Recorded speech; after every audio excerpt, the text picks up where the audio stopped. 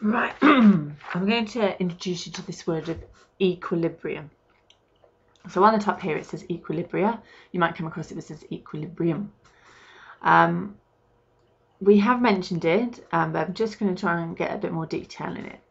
Now this reaction here is reversible reaction due to this symbol here, and any reversible reaction is this link to this equilibrium.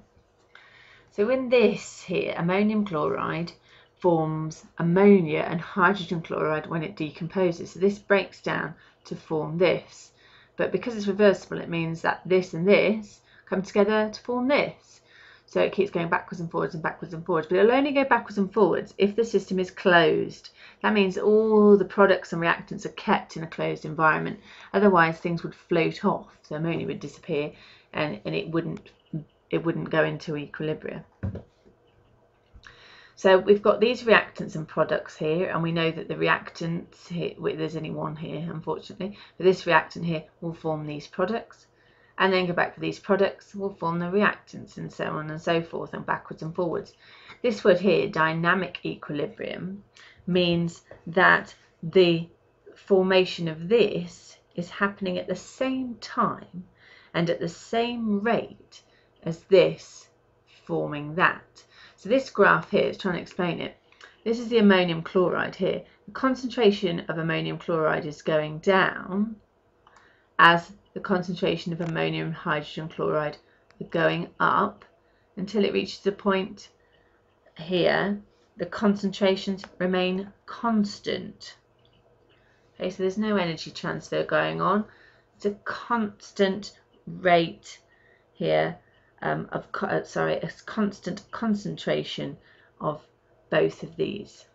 It's dynamic equilibrium. Now that's important when we talk about the Haber process, and there is it's got its own YouTube clip, well it will have, on the Haber process. But here this is a reversible reaction, and in a closed system, remember this is a closed system, this Haber process, the reaction will go forwards and backwards in dynamic equilibrium, where it's going at the same rate forwards as as it goes backwards. So the overall amounts of each don't change.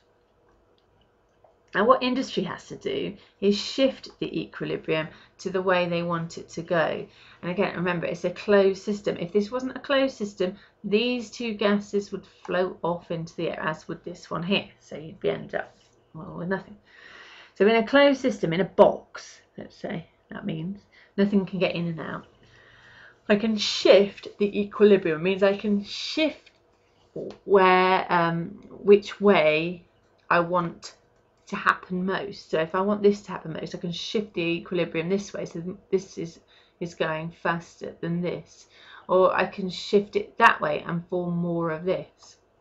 So shifting the equilibrium, because it's an exothermic reaction this way, that means heat exits, it loses heat this way. If I start heating it up, then this will take in that heat and decompose and go that way.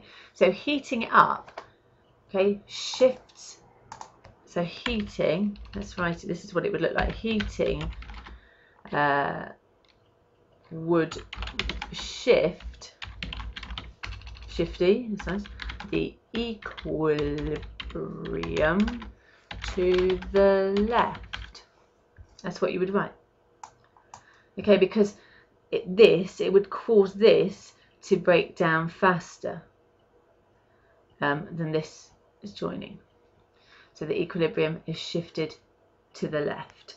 If I cooled it all down, the equilibrium would be shifted to the right. Now, hopefully that's enough there to sort that out for exam.